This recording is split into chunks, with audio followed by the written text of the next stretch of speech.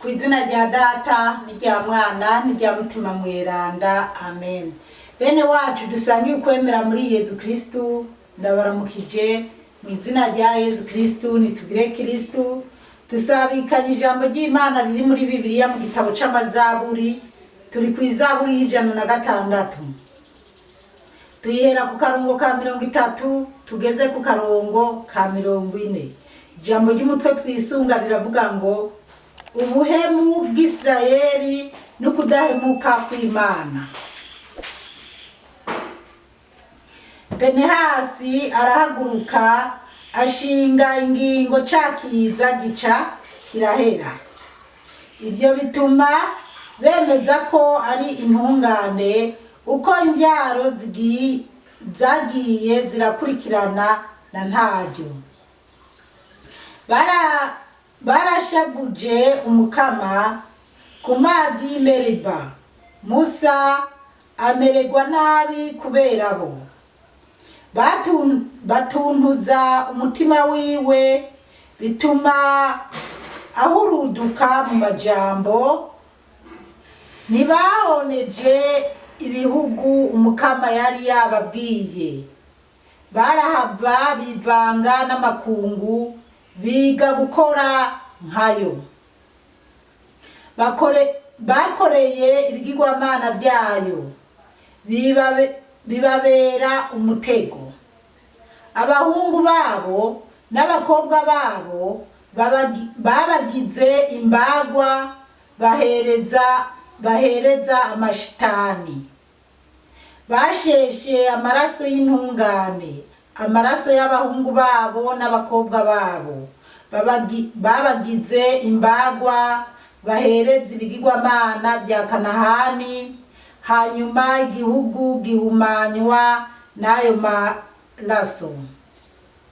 Uko niko bihumanije mu bikorwa byabo. Ibyo bakora biba ugusenga ibigirwamana. Hanyuma ishavu ry'umukama rirurumbira ku gihugu ciwe, aca aranka rwose icibare ciwe. Bene wacu muri Yezu Kristu, iri ni ijambo ry'Imana. Dushimiye Imana. Haleluya, haleluya, haleluya, amen, amen, amen. Bana b'Imana, izaburi y'106, iyi ni audio canke video ya 3. Ijambo ry'umutwe twabonye riravuga ngo ubuhemu bw'Isirayeli no kudahemuka kw'Imana. Uko Isirayeli yahemukiye Imana n'ukuntu Imana yo idahemuka. Duhera ku karongo ka 30, ariko reka twiyibutse kuva kuri 28 na 30. 28 havuga ngo baracuditse n'ibigirwamana. Baracuditse n'ikigirwamana citwa Bahali c'Ipehori, bajya imbagwa zagenewe abapfuye. Abo ni bene Isirayeli bacuditse n'ibigirwamana, bakatubwira n'iki kitwa Peori. Barashavuje umukama mu bikorwa byabo, ikiza gica kibadukamo. Ngo barashavuje umukama, bakoze iby'Imana idashaka, ikiza rero ngo gica kirabataka. Niho rero duca twinjira 30 bavuga ngo Penehasi arahaguruka ashinga ingingo cakiza gica kirahera. Penehasi arahaguruka ngo ashinga ingingo cakiza gica kirahera. Aha uco bisoma mu gitabo c'Amamuko ngene vyabagendekeye bariko barava mu Misiri. 31 haravuga ngo ibyo bituma bemeza ko ari intungane uko imbyaro zigiye zirakurikirana na ntaryo. Ngubwo ngo baciye bemeza ko Imana ari intungane, Imana y'amahoro, ari Imana iba ishaka ko abantu bose bagendera mu neza bagira ubuntu. Baca baravyemeza mbere uko imbyaro zizokurikirana rero mu myaka ibihumbi n'ibihumbi, iyo duharuye kuva kuri Yezu ni imyaka ibihumbi 2024 na 2024.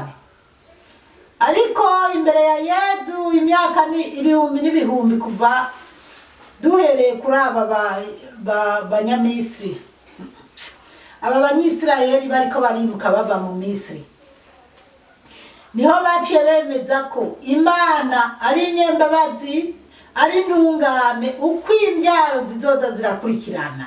Ubwo rero mu izo mbyaro natwe turimo. Imana ni ntungane kubera ko ikiza cyarabateye kandi nibo babyikurikiranira, babyikwegera.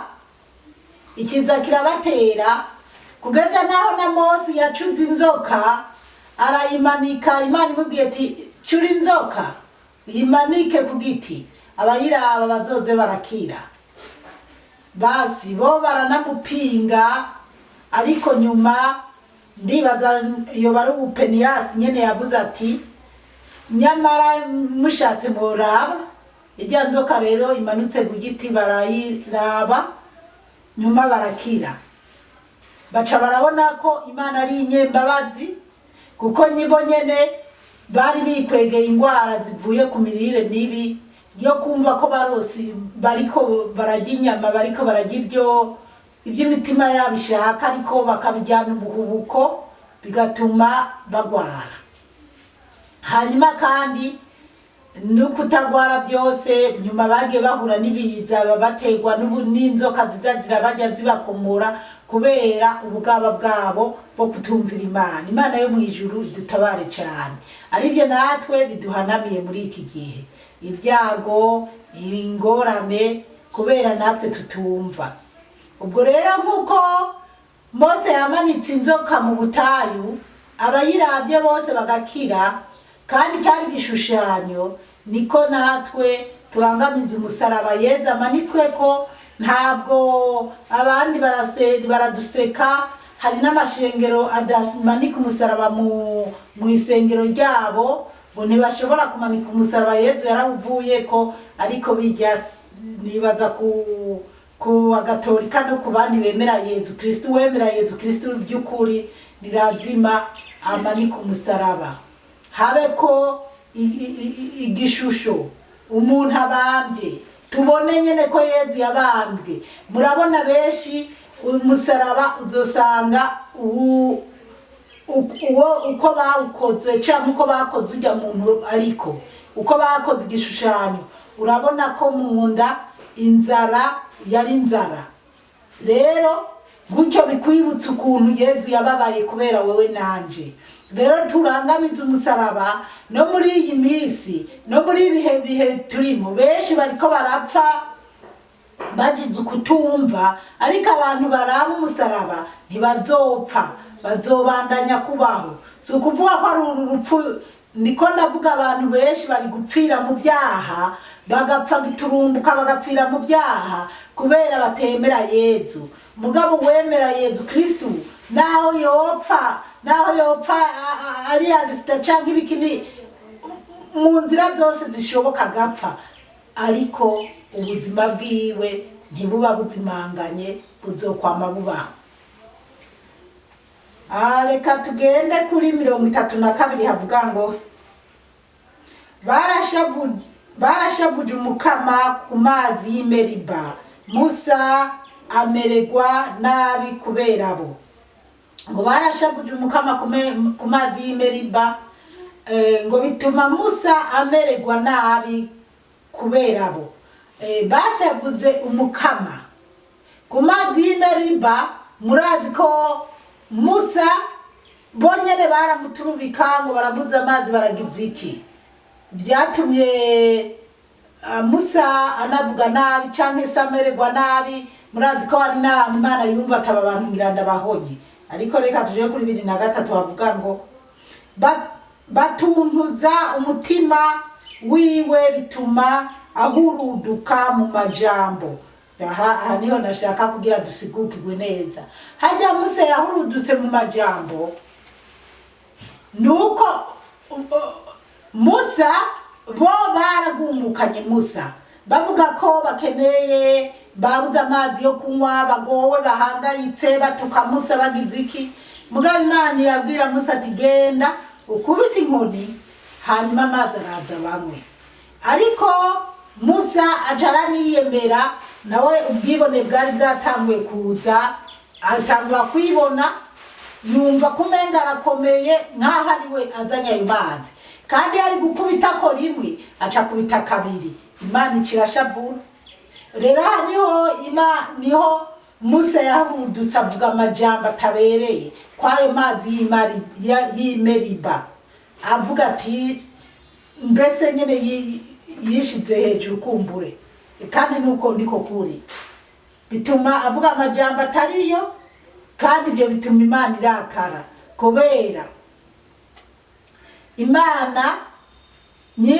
Imana yamaye gusengera umuntu agakira ntabwo ca numva ko ari jewe zipora nkomeye ngiziki oya ahubwo niwumva bariko baragusemagiza ati yo ujya arasengera abantu bagakira ujya arasenga Imana ikuma avuga ati ni Imana yabikoze ni Umukama yabikoze ntabwo ari jewe ibintu nk'ibyo kuko bana b'Imana sibye ko abantu benshi bahangayikishwa no guhiga babasengera no kubabwira ati nukuri ubukene burandembeje ndagowe nsengera yo nta numwe Imana itumva nawe wo kwisengera bigakora urisengera bigakora nta numwe Imana itumva ego 34 havuga ngo ntibahoneje ibihugu Umukama yari yababwiye ngo ntibahoneje ibihugu Umukama yari yababwiye aha nigihe nyene bariko baragenda bagiye kwinjira muri Kanahani hanyuma Imana yari yababwiye ingene aho bamwe bazoza baja nuko bagomba kwica abo bahasanze bose bakabica bakabamo arabitwa ko arabanyisirayeli nyimba ari bene Yuda bakaba bazi ko kw'icyo gice ari cyo canke iyo province ari ya bene Yuda nyimba araba Benjamini bakaba bazi ko iyo province yose ari aba Benjamini nyimba ari Rubeni bakaba bazi ko abo ari bene Rubeni mugabo bageze muri Kanahani aricyo gihugu cya Yerusalemu birirwa cya Israeli birirwa baranyaraniramo bagwaniramo bobo bamwe hari n'abatigeze baza kukinjira bagigumye ku mpande baravuga ati twebwe twigumiye aha bakabona abumva umenga niho haryoshe bamwe bakagumaho rero ari nacyo gituma n'ubu hajya muri Israeli bajya barimo neza n'ababenjamini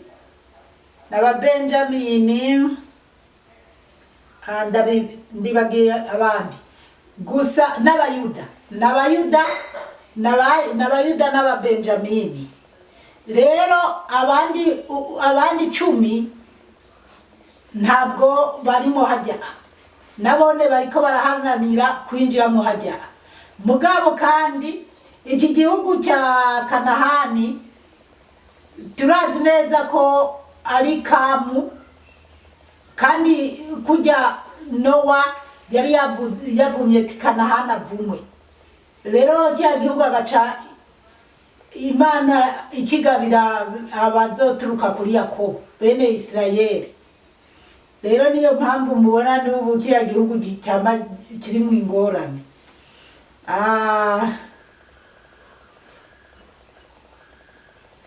3:5 haravuga ngo barahava bivanga n'amakungu biga gukora nkayo rero kubera Imana yari yavuze ati abo muzosanga muze mubice mubarandure mubavanemo muze mubice bavemo bobo bamwe bagaca babana nabo bakemera kubana nabo ntibabice ngo babamare vyatumye bajya basigayemo babigisha gusenga ibigirwamana bituma bakurikira abo banyamahanga basanzemo bisanga nabo babaye abasenga ibigirwamana, abasenga za Bayali na za Pehori, ibintu nk'ibyo.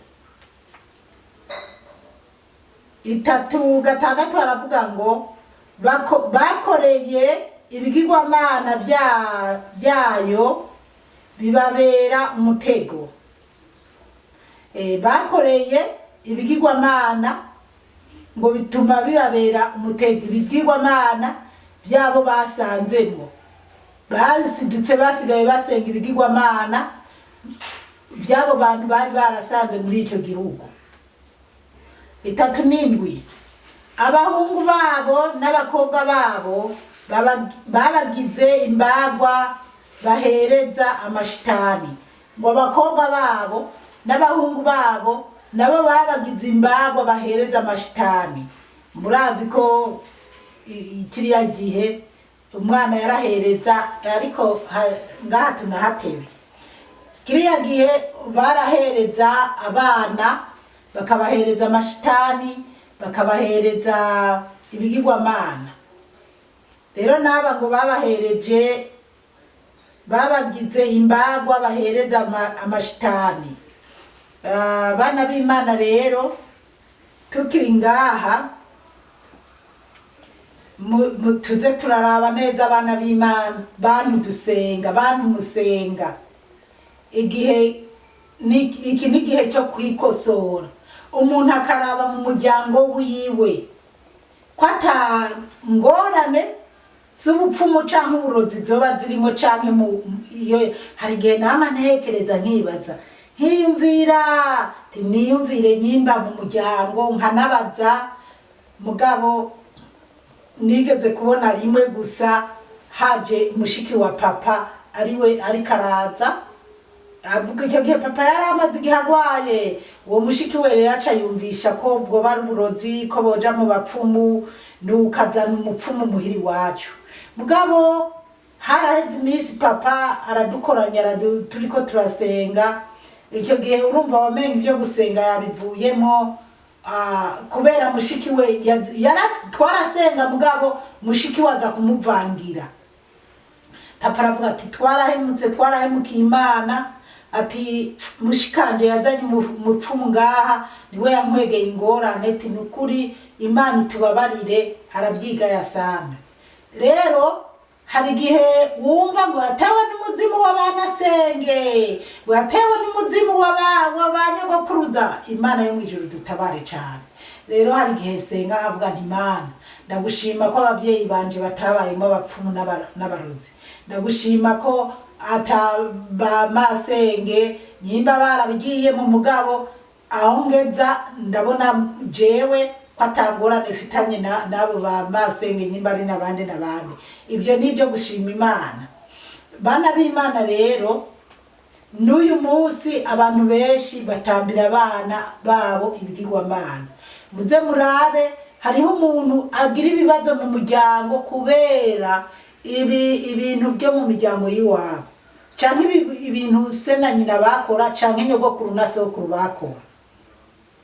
Umuntu bikanka ko avyara kubera ngo intezi zaba iwabo, canke ngo umuzimu wa nyirasenge canke wabanyogokuruza. Rero tuze turashima Imana ko Imana yatugiriye ubuntu tukamenya Yezu Kristo, tugasenga. Nawe wowe utavyara wegereye Yezu aragera hakaguha umwana. Simvuze ko abatavyara atari uko basenga, oya nabo barasenga, ariko haba hariho impamvu. Iyo ucerewe kuronka umwana haba hariho impamvu Imana ishaka kuzokora ikintu. Ariko hari n'abatavyara canke bavyara abana bapfa, bavyara abana bapfa kukubera ibintu byabo byo mu miryango yiwabo. Kubera hari abavuga ngo ujya azobyara ngo ari uko, canke abo bana bakaba ngo barabatanze ku bitambo, ngo canke ngo bakaba baravuze ngo umwana azovuka agira kane mu muryango niwo dutanze. Murumva rero bana b'Imana, ibigirwamana biri kwishi. Abantu benshi rero tutirengagije ko banikererera abana babo kugira batange ibitambo kwa Satani babone amafaranga. murumva rero bana b'Imana si byiza, ibyo bizobuza abantu benshi kwinjira mu bwami bw'ijuru. Reka tubandanye. Bashesha amaraso y'intungane, amaraso y'abahungu babo n'abakobwa babo, babagize imbagwa bahereza ibigirwamana bya Kanahani, hanyuma igihugu gihumanywa n'ayo maraso. Ngo abana babo b'abakobwa, abahungu babo, ngo babagize ku bitambo, kandi ngo bari inzirakarengane, bari abanyamahoro, mugabo base na ba nyina bababyaye barabatanze ku bitambo ngo batangira Kanahani. Kanahani ubwo nyene hajya muri Palestina na Israeli, kiya gihugu, ariko kijya ni gitoya kuko bijya bihugu byose biri impande no hirya no hino bikikuje Israeli. Ijya yose yari Kanahani yagomba kubamwo bene Israeli, bakigizayo bakirukanamwo abo bari kuba barasanzemo, bakavamwo hagasigaramwo abanyisirayeli gusa, iyo miryango 12. Ariko rero ntibyakunze. Kubera iki? Kubera ko twabibonye kuri menya 34 canke 36, twabibonye ko base kwirukana abantu basanzemo, kandi Imana yari yategetse ngo babirukane, barabareka barabana. Gutyo baca batangura kwiga imico y'abo bantu bo muri Kanahani, batangura kureka kumvira ijambo ry'Imana no kumvira Imana, batangura kugira imigenzo nk'iyabo bakanahani. Nkuko na twebwe twageze za Australia duca twigira uko twishakiye. Abana bacu bamwe twarabaretse ngo bagende kuba abamodo, nyimbara abamodo bijya byo hari byinshi. Urabaza kugira amamuvi ya pornography, bijya by'ubusambanyi, urabaza gusereva canke gukora mu mabwate y'abarara barasambana canke iki. Urabandi bagiye mu bafrimaso n'abaruminati, ni benshi mu Barundi, ni benshi bamwe barapfuye, hari bamaze kubigenderamwo. Ariko bana b'Imana, hari ibintu numva ubwenge bwanje bukubita ko nkumva nyene ndiyibutse. Ariko Imana yo mwijuru iduhe gusenga cyane. Rero aba bana babo b'abakobwa n'abahungu babo babatamba ibitambo, basesa amaraso, bifatanya n'aba bantu bo muri Kanahani, bahinduka abakanahani ho kuba bene Israeli by'ukuri. Ibyo rero byatumye Imana iba ishavura. Ngo hanyuma igihugu gihumanywa n'ayo maraso, ngo igihugu gihumanywa n'ayo maraso. Murumva rero kya gihugu cya Israeli cyahumanye kuva kera. 39 aravuga ngo uko niko bihumanije mu bikorwa byabo, ibyo bakora biba ugusenga ibigirwamana. Ngo uko niko bihumanije mu bikorwa byabo, ngo ibyo bakora ngo byabaye gusenga ibigirwamana. Imana yo mwijuru dutabare cyane. 40 havuga ngo hanyuma ishavu ry'Umukama rirurumbira ku gihugu ciwe, aca aranka gose icibare ciwe. Ngo hanyuma ishavu ry'Imana rirurumbira ku gihugu ciwe, ari mbega ishavu ry'Imana rirurumbira kuri iyi Kanahani, rirurumbira kuri bene Israeli, kuri bene Yakobo. Ngo bituma Imana izinukwa gose abo bantu special Imana yari yaratoye. Imana yo mwijuru idutabare cyane, duhe no kubitahura cyane. Iyi Zaburi rero reka tugeze ngaha ku 40, ariko hasigaye uburongo 8 duca tuzomarira. Ubwo ndaje ndabubandanye. Umukama Imana bahezagire cyane, mwarahezagiwe n'Imana. Ku izina rya Data n'irya Mwana n'irya Mutima Mweranda, amen.